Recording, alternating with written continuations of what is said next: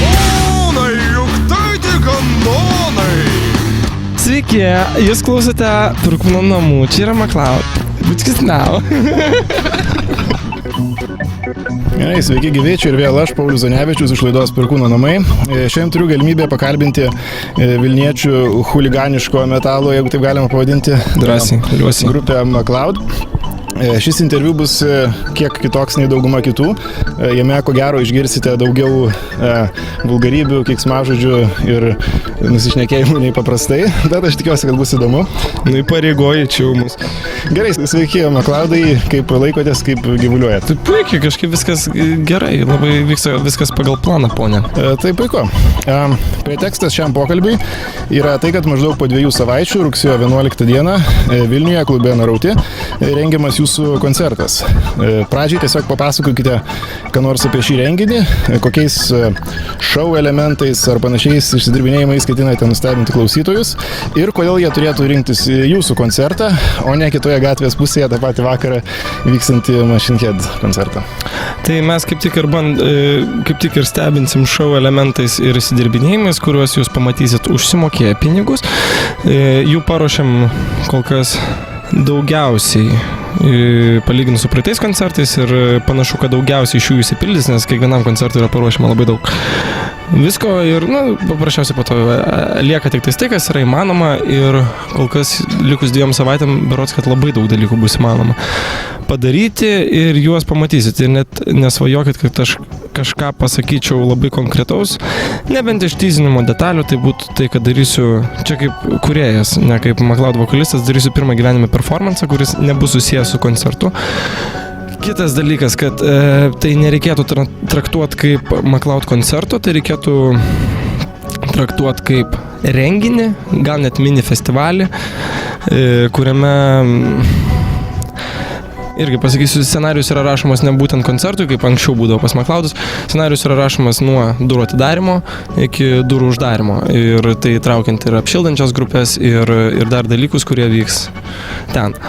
Kodėl reikėtų eiti į MacLeod koncertą, o ne kitoje gatvės pusėje vykstantį?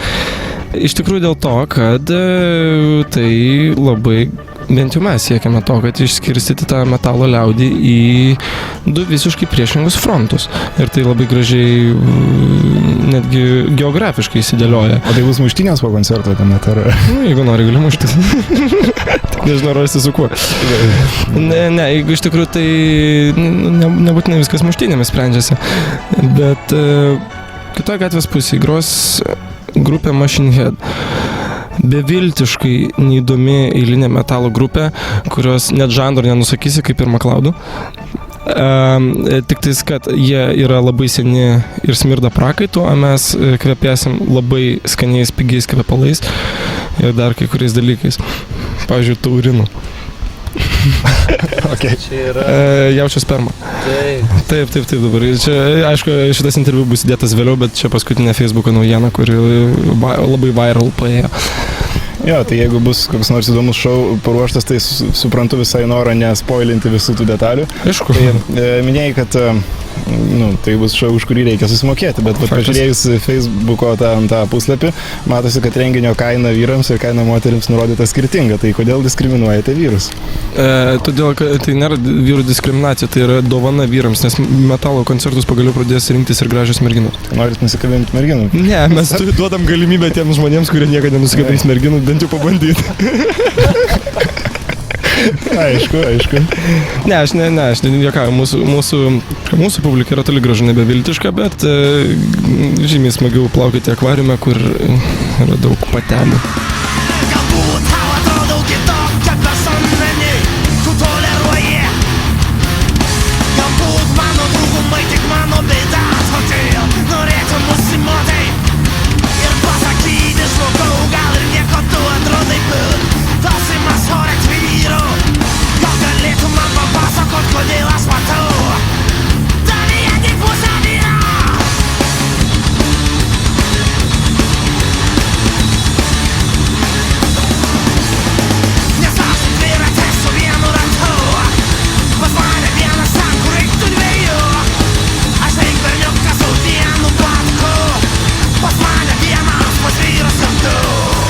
Dar vienas labai įdomus dalykas. Savo Facebook'o puslapyje skelbėte, jog šis renginys yra, cituoju, pirmasis ir kol kas vienintelis oficialus LGBT-friendly metalo koncertas Lietuvoje. Tai Yes. Kaip sugalvojate, kas jūs pastumėjo tokią akciją padaryti ir kaip suprantate jos tikslą patys?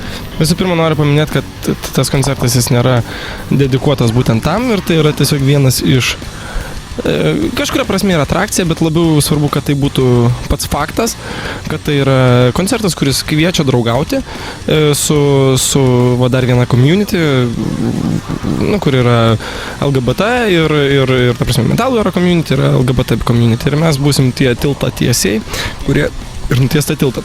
Šiaip tai nieko ten daugiau labai nesiriša šitas koncertas, apart to, kad tai pats faktas egzistuoja ir kad tai mes prisiimam garbę pasakyti, kad tai yra pirmas oficialiai toksai koncertas. Tada gal būtų kitas dar klausimas, kaip tai dera su daina Rastas, prastas, trečio žodžio nesakysiu. O čia tas interviu, kur bus daug keiksmažodžių. Niekaip. Dėl to, kad pas mus žargonė, kuris yra atėjęs iš kalėjimo, piderastas yra žymiai labiau keiksmažodis negu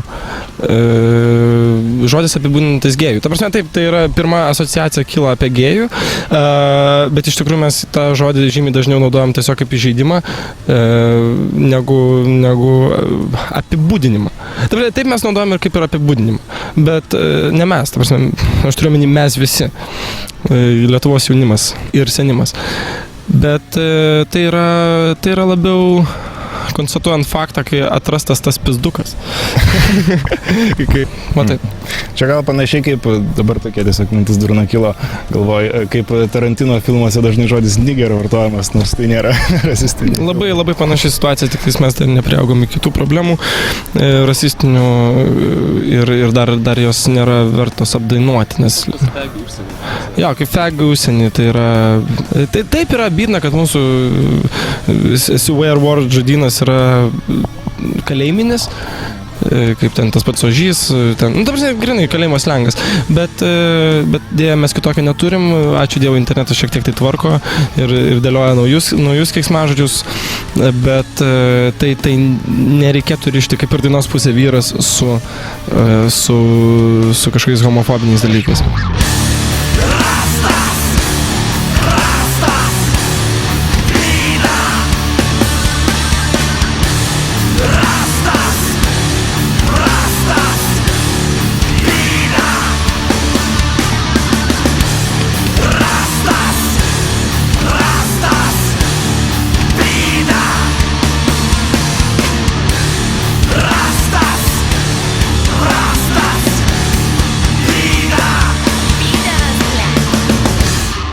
Dėl tokio savo chuliganiško nusiteikimo jūsų grupė gali sukelti asociacijų su žasais prieš 20 metų, kuomet jie dar buvo juokingi ir kažką įdomaus groja. Ar esate kada nors tokį palyginimą anksčiau girdėję ir kaip jį reaguotumėte? Tai būtų įžeidimas ar komplimentas? Taip, tai aišku, kad mes esam girdėję tą palyginimą ir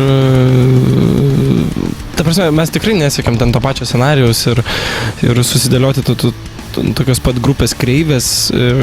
Yra dalykų, už kuriuos aš labai gerbiu juos, ta prasme, žasų dalykų, įvykdytų akcijų kažkokių ir tarp kitko jos vyko vėliau negu kai jie grojo tą metalą. Taip, jie mums įtakos darė, bet tai yra viena iš labai daugelio grupių. Bet jo, aptararai, kaip laikai pasikeitė ir, tai būtų labai konservatyvų arba labai vaikiška pritempinėti taip tiesmukai. Kuo serga metalas ir nuo ko mes bandysim pagydyti juos? Tai MacLeod, kaip suprantu, egzistuoja nuo 2009 metų. 8 oficialiai ir dar šiek tiek prieš tai. Facebook'e parašyta 9, nesvarbu. Kas per tą laiką pas jūs pasikeitė, ką nuveikėt? Ar kažkaip bandot progresuoti, keistis, ar tiesiog nustatėt iš anksto savo liniją ir ją varot, neatsigręždami? Pasikeitė labai daug dalykų ir dar labai daug keisis. Šiaip tai aš dabar taip nusipaišiau tokią kreivę MacLeodų. Aš gal nekalbėsiu tokiais konkrečiais faktais, dėl to, kad tai yra paprasčiausiai mano galva neįdomu, ten grupės narių sudėties pokyčiai ten ar kažkas tai. Bet pavyzdžiui, mes save vadinam socialinės kritikos grupę kuri iškelia, išviešina ir bando perskrasti tas bėdas, kurios mūsų suprantamos kaip kritiškos ir mes norim atiduoti duoklę kaip kūrėjai. Ir pagydyti fucking visuomenę. Tai labai gražiai mes pradėjom nuo religijos, nuo kurios mes dabar tolstam, kaip apskritai vakarų kultūros pasaulio tokio pagrindo. Ir einam į konkretesnius dalykus. Mes kažkuria prasme yra atitolimas, kažkuria prasme sukonkretizavimas, kad religija iš principo jinai neturi nieko blogo ir tai, be kažkokio fundamentalo žmogus šiaip neegzistuotų. Jeigu jisai netiki ten Jėzų Kristų, jis dažniausiai tiki dar kažkokius ten primityvesnius dalykus ar tiesiog to neįsivardinęs taip pat. Bet kas yra bėda, yra dogmos. Dogmos ir kažkokie tai kvaili ten principai. Būna religijų be dogmų. Tai faktas, kad nebūna, kaip ir nebūna, kaip ir daug nesveikų žmonių, tiesiog yra, jie per daug vadovaujasi dogmomis ir per praeitį interviu šitoj pačioj vietoj mes tą labai gražią mintį išvedėm, kad dogmos matyti yra reikalingos. Visų pirma, Augustinas tą labai gražiai paminėjo, kad universalumas bytina dogmas, o aš papildžiau tik tais mano mintis, kad dogmos yra reikalingos labai trumpam laikotarpiui, jeigu tu nori padaryti, kažkokį tai projektą, sakykime. Ir mes atitolę nuo bažnyčios dogmų, kas mums čia labai jau daugeliu krikštytam yra tipo aktualu, pabandėm išvelgti, kaip jos atsikartoja metalo kultūrai ir klausimas, kas yra labiau apsikrėtęs tuo dogmatizmu, kur, ta prasme, tą pačią aprangą, net kunigai skirtingiau rengiasi negu Vilniaus metalui. Gal reikėtų imti madų pavyzdžius iš kunigų? Tai jau neigiamai padarė Lietuvoje. Su savo godspelu ir kiaulės galva. Jo, tekstuose, tai kiek pastebėjau, religijos tą motyvą iš truputėlį kitos pusės palėtėt, daina kataliko rankos švelnios. Tai tik viena daina. Taip, tai aišku kritika bažnyčiai, kritika dėl to, dėl ko tikrai yra apsišikus, bet berods dabar ten bando ten kažką taisyti ir kol kas negalima to vertinti, kol Hebro darbo nepadarė. Man nepakeliui su ta religija matyt, bet tu tiesiog negali kritikuoti, jeigu žmonės bando kažką daryti.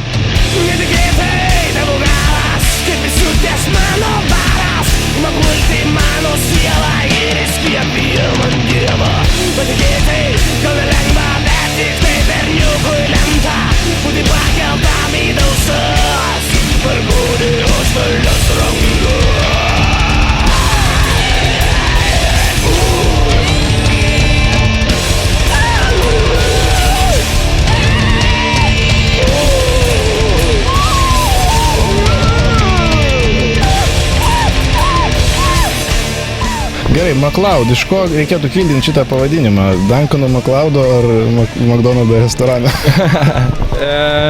Duncanas McLeodas labai didelį įtaką padarė ir taip pat McLeod galima skaityti kaip MC Loud. Ir mes niekada nepykstam, jeigu taip yra perskaitoma. Bet jeigu taip nuo pat pradžių, tai kaip gimė pavadinimas, aišku, jis po to įgavo žymiai daugiau prasmių.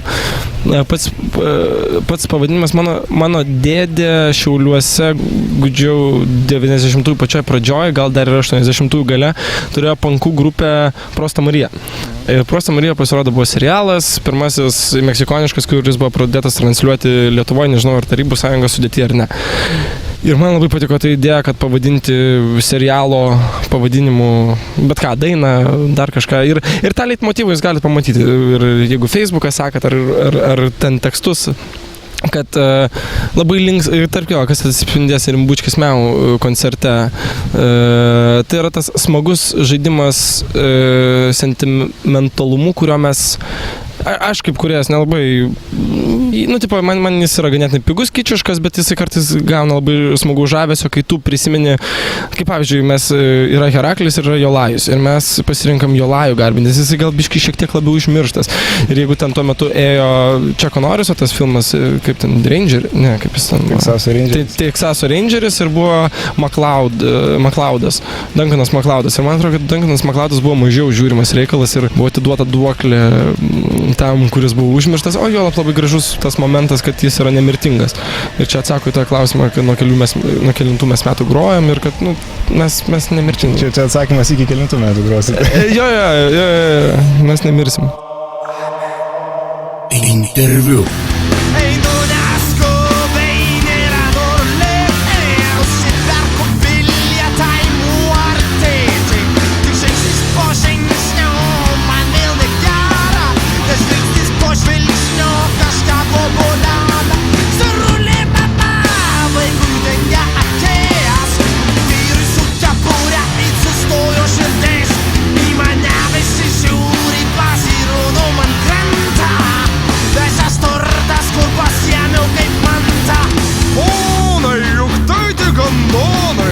Nekart esat negatyviai pasisakę metalistų subkultūros atžvilgių.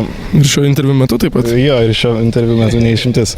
Tai gal galima būtų šiek tiek išplėtoti, kas tiksliau, kas konkrečiau yra blogai, ta prasme, ar tai nukreipta prieš apskritai Lietuvos metaliugas, ar prieš apskritai metalistų subkultūrą, ar gal čia kritikuojami tie, kurie aiškina, koks metalas yra true, o koks ne, ar kokį nors kita metalistų gentis, ar kaip sukonkretinti lygas metalo Lietuvoje, ar apskritai metalo. Jeigu tai biškino toliau pradedant, tai mes visi užaugome šitoj subkultūrai.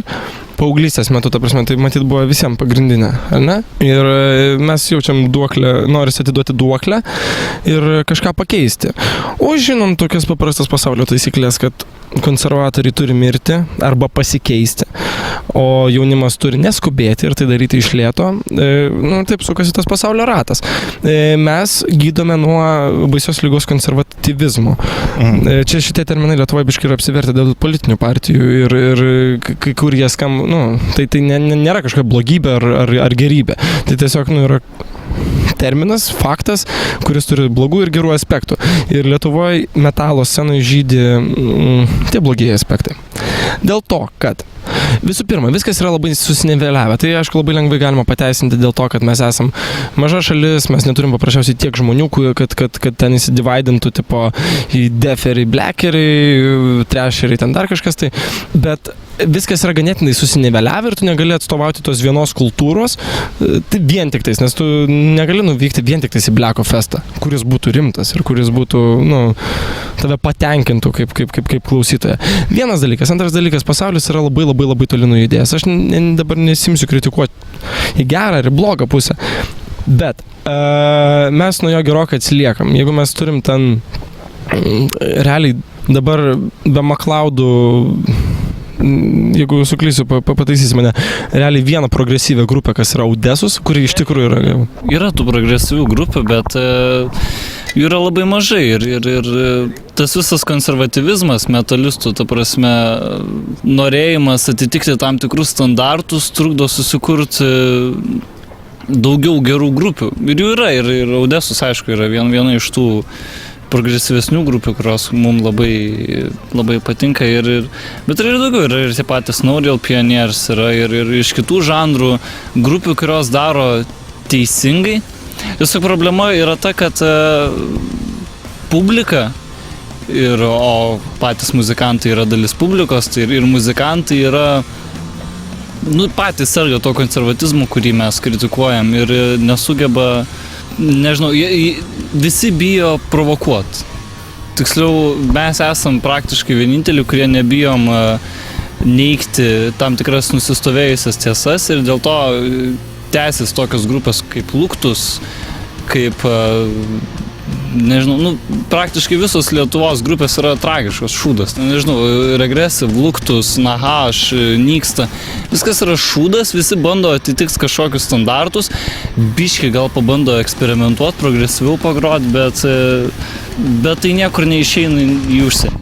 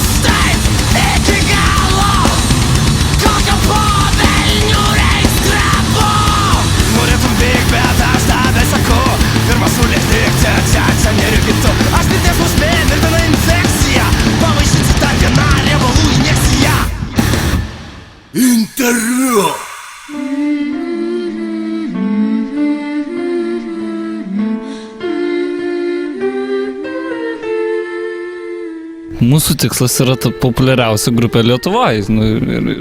viskas. Ta prasme, Tai gal pasaulyje. koks tikslas yra aplamai grot laivuose? Nu, ne, jo, tik tai Lietuvoje, ta prasme, į užsienį mes nepretenduojam, bet Mūsų kodėl žmonės groja, kad jų klausytų, kad jie, nežinau, nu, vieni, kad uždirbtų babkių, kiti, kad ten gautų šlovės ar whatmar, ta prasme, bet viskas viename gali būti, jo, bet faktas, ta prasme, kad išgarsėtume. Nu, mane užpisa tokios grupės undergroundinės, ypač Skylės, 90% grupių, kur sako, mes, grojam iš idėjos.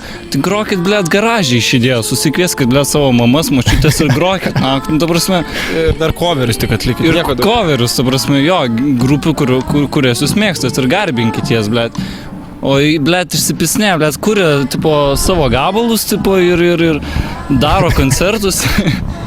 Va čia ir yra kūrybos esmė. Ta prasme, kad tu kažką sukurtum, tai čia vienas iš dalykų, kad tu realizuotum save kaip žmogų.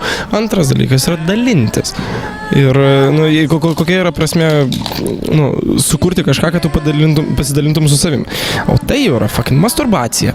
O šitų bičių nieks nemėgsta. Viskas tvarkoja, darykite tai namuose, bet tuo reikia dalintis. Reikia mylėti su publika. Ir su kuo didesnė auditorija. Tokiu būdu natūraliai pereinam prie kito klausimo.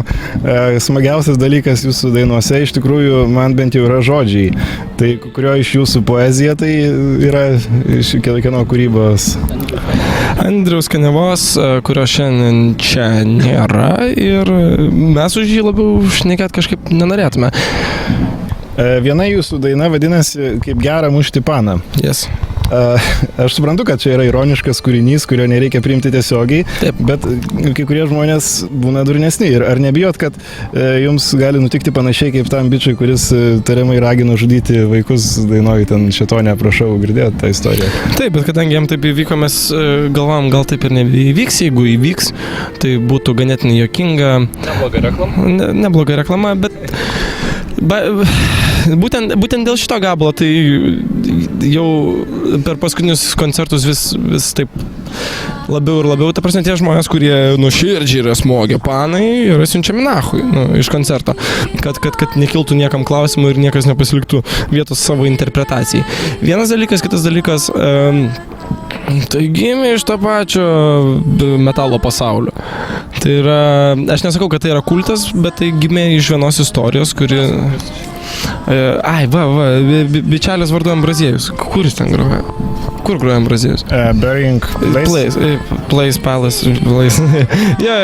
Ten jisai groja ir per vieną metalistų vakarėlį jisai vdupė girtas didelis bičias, dievagojosi, verkė, kaip jam sunku gyventi su savo moterim, kurios jis negali nemušti dėl to, kad jinai, nepaklūsta. Gerai, aš nedėsiu savo žodžių į jo lūpas, bet faktas tas, kad jisai prisipažino, kad jisai, muša savo moterį. Ir tai prisipažino ganėtinai, tipo, besididžiuodamas. Ir mes čia galim dar prieiti prie vieno klausimo, kaip pavyzdžiui. Tai yra tema, kuri yra, fucking retardiška, ta prasme, netgi diskutuota apie tai. Ir faktas, kad Lietuvoje ten yra kovojama prieš tuos dalykus. Pavyzdžiui, mes turim socialinį reklamą. Dabar Vilniaus gatvėse galima dar, man atrodo, vis dar pamatyti socialinius plakatus, kur yra vaizduojamas buldogas, tipo, ale graži šeimos nuotrauka, sumušta moteris ir ten yra buldogas vyras ir jos snukis yra buldogas. Ir kame yra bėda su tavo reklama? Tipo, ten siekiai yra viskas tvarkoja, teisingai, kad prasme, savaime suprantama, kad moterų mušti, negalima, bet vyras yra vaizduojamas kaip fucking buldogas, kas pas mus dar šiek tiek sovietikus mentalitete yra fucking krūta. Na, gerai, čia ne vien tik sovietikus, nes ten Snoop Doggas irgi yra krūta. Bet Snoop Doggas iš tikrųjų yra krūta. Tai yra krūta. Ir viskas. Kiek ta prasme, tu kokią žinutę perduodi? Tu perduodi tokią žinutę, kad, tipo, taip tai neteisinga, bet kas neteisinga nebūtinai yra nekrūta. Kiek reikėjo laiko, kad socialinės reklamos kūrėjai pervadintų kelių erelį, fucking anekdotą, į kelių gaidelį, kas yra... Bet tas prilipo galiausiai. Taip. Ir lygiai taip pat su tuo, kaip gera mušti paną, ta prasme, mes to žmonės siunčiam nachui, kurie nuoširdžiai galvoja, kad gera mušti paną, prikolinam to. Ir mes juos pastatom į tokią situaciją, kaip darželį. Arba tu draugauji su mumis, arba tu draugauji ten su tuo. Dabar apsispręsk. Ir bairis tas, kad jie nedraugaudami su McLeod atsistoja į tą poziciją, kad jie kovoja už tai, kad iš tikrųjų reikia mušti moteris. Ir tai priveda prie totalaus absurdo. Ir taip veikia McLeod.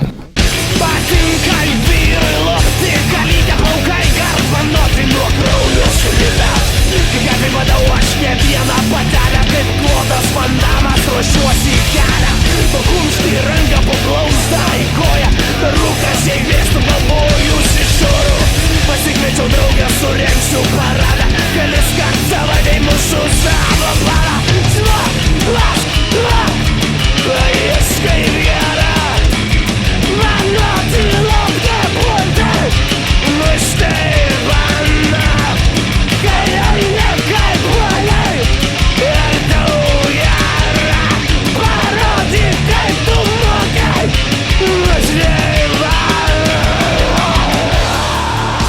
Gerai, tai tiesiog dabar toks banalus, bet paskutinis klausimas, kokie tiesiog yra kiti planai apart šito koncerto, ar dar kažkas tai yra sugalvota į priekį su grupėje? Mes nieko nesakysim, bet planų yra surašyta, gal mes tik laikotarpį galim pasakyti, kad metams yra surašyti planai ant popieriaus visiems metams į priekį. McLeod tai yra, kiek mano žiniomis, tai yra vienintelė grupė Lietuvoje, metalo grupė Lietuvoje, kuri varo ant metalistų, kuri metalistam yra priešas numeris 1, bet tuo pačiu yra grupė, kuri padės artimiausiais metais ar po 2 metų metalą padaryti gal ne mainstream žanrų, bet taip, bent jau tolygų hip-hopui. Ta prasme, kad metalas taps klausomas. Jeigu metalistai susivoks, kad galima daryti ir geriau.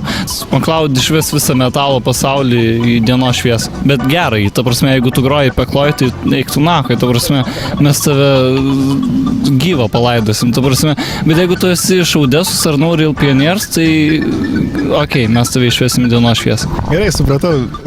Dėkui už įdomų ir išsamų pokalbį. Būčiau To tikėjais, blėt.